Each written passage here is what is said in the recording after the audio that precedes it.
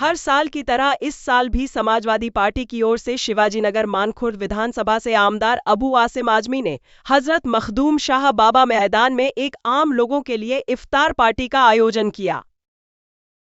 यह वह खास मौका था जब समाजवादी पार्टी के वार्ड के कई कार्यकर्ता और शिवाजीनगर के रहवासी साथ आए।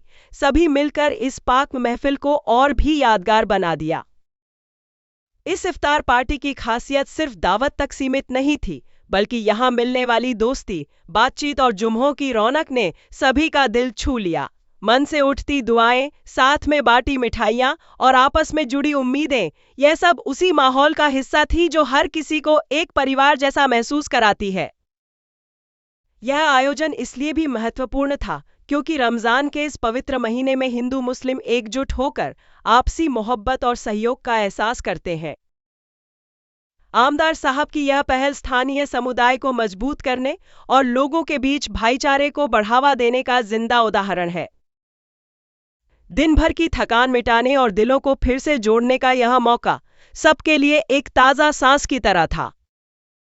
उम्मीद है कि आने वाले सालों में भी ऐसे मौके मिलते रहेंगे, जहां सब साथ बैठकर, साथ मुस्कुराकर इस जुड़ाव को और गहरा कर सके। इस इफ्तार पार्टी ने याद दिलाया कि असली जश्न तो वही है जिसमें दिलों की गर्माहट हो और हर एक शाम अपनेपन से रोशन हो जाए। नहीं देखिए, हर साल हम लोग जो हैं एक इफ्तार पार्टी करते हैं। अपने तमाम जो जानने वाले करीबी लोग, पार्टी के वर्कर्स सब जमा होते हैं, एक साथ बैठ के खाते हैं। और इस्लाम में एक साथ बैठना, एक साथ खाना, इसको बहुत तरजीह दी गई है। और एक साथ बैठ के दुआ करते हैं। और हम आज जो जमा हुए हम लोगों ने ये दुआ कि अल्लाह ताला जो ईरान और अमेरिका की लड़ाई चल रही है, अल्लाह ताला इसमें जो है इस्लामी हुकूमत को अल्लाह ताकत दे, और इस जालिम जो मुसलमानों के पीछे पड़े अल्लाह ताला इनको सबक सिखा दे, वरना इनको नेस्त नाबूद कर दे अल्लाह।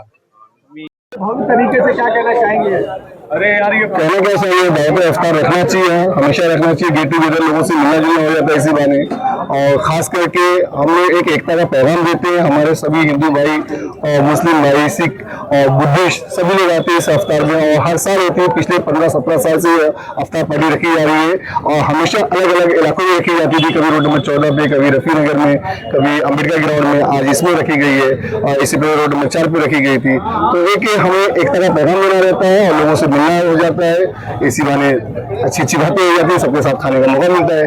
क्या कहेंगे नीतीश राणे जी की जो नफरत की राजनीति करते हैं, क्या कहेंगे इस बारे में आप? नीतीश राणे जी को तो मेरे हिसाब से नेपाल भेज देना चाहिए, क्योंकि उन्हें बार बार हिंदू राष्ट्र दिखता है। ये हिंदुस्तान में सेक्युलरिज्म का देश है। जब हिंदुस्तान 1947 में आजाद हुआ था तो इसी बेसिस पे आजाद हुआ था कि हर एक तबके का, हर एक फिरके का इंसान यहाँ आजाद भारत में रह सके। लेकिन आज जो नीतीश राणे कह रहे हैं तो उनके लिए नेपाल बना हुआ है, उनको नेपाल भेज दिया जाए। अच्छा, देश भर में जो, विश्व भर में जो आज ये वर्ल्ड वॉर चल रहा है, थर्ड वर्ल्ड वॉर के तौर पे देखा जा रहा है, आप विश्व बिरादरी से क्या मतलब अपील करना चाहेंगे? रमजान के महीने में सीज फायर हो जाता है, वो करते हैं, लेकिन उसके बाद भी आज लड़ाई जंग चालू है, तो क्या कहना चाहेंगे? अमन और शांति का पैगाम कैसे देंगे आप? देखिए, हमें अमन और शांति का पैगाम ये देगी, हमेशा जंग हमेशा ना देश को बर्बाद करती है, लोगों की एकता को खत्म करती है, देश को पीछे लेके जाती है। लेकिन आज हमारे मोदी जी कुछ एक शब्द नहीं बोल रहे हैं। आज इतना बड़ा हादसा हो चुका है, जो कि ईरान के लोगों को इन्होंने मेहमान नवाजी के लिए बुलाया था, और यहाँ पे जब वो जहाज जा रहा था तो अमेरिका उन्हें मार देता है, और मोदी जी कुछ नहीं बोलते हैं। तो नपुंसक सरकार है। कोई ऐसी सरकार होना चाहिए जो फिरका परस्त ताकतों में आंखें डालकर बोले, अपने देश के हित में बोले, और किसी भी देश के हित में जुल्म हो रहा हो, जैसे आज अमेरिका इजराइल जुल्म कर रहा है लोगों पर, उसके लिए कोई बोलने के लिए तैयार नहीं, तो सरकार को बदलना पड़ेगा और किसी अच्छी सरकार को, अच्छे सूझबूझ के लोगों को लेके आना पड़ेगा।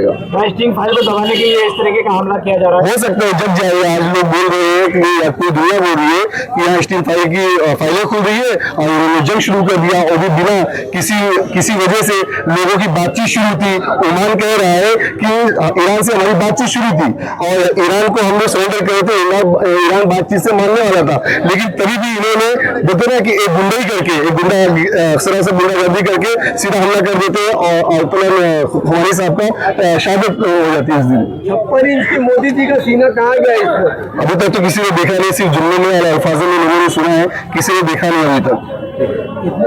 आखिर किस चीज का डर है? कहीं अमेरिका का कोई चीज का दबाव तो नहीं बना हुआ ट्रम्प का? क्या कहेंगे इस बारे में? देखिए, ये तो बता रहा हूँ ना कि आज सारे हिंदुस्तान में सारी दुनिया के चैनल ने बता दिया है कि मोदी जी एक ट्वीट नहीं कर सकते हैं, जो कि बांग्लादेश की जो एक्स पीएम थी, आज वो किसी पोस्ट में नहीं थी, उनके लिए वो ट्वीट करते हैं। लेकिन आयतुल्लाह खुमैनी साहब, जिसके लिए हिंदुस्तान ने हमेशा दोस्ती यारी का, भाईचारे का रिश्ता बना के रखा था हिंदुस्तान में, जो हमारे मनमोहन सिंह जी थे।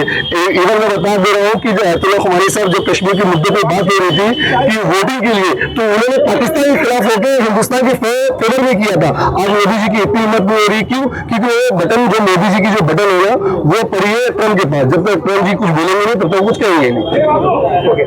शफीक जी, आप भी एक समाजवादी के पुराने कार्यकर्ता है, और आप आज यहाँ समाजवादी ने अफ्तार पार्टी का प्रोग्राम रखा था, इस पे आप क्या कहेंगे? इस पे हमारे नेता जनाब अबू आसिम आजमी साहब ने यहाँ की आवाम के लिए, शिवाजी नगर मानपुर के लिए अफ्तार पार्टी का एहतमाम किया गया, जिसमें बाहर के लोग भी आए, पार्टी के कार्यकर्ता थे, पार्टी के नेता थे, जनाब अबू आसिम आजमी साहब खुद थे।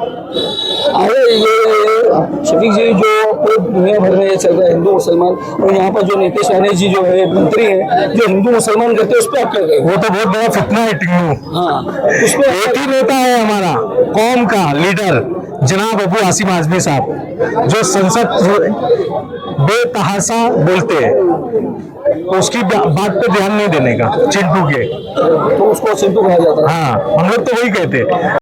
मुंबई से मुमताज जवेरी की रिपोर्ट, न्यूज़ वॉरियर।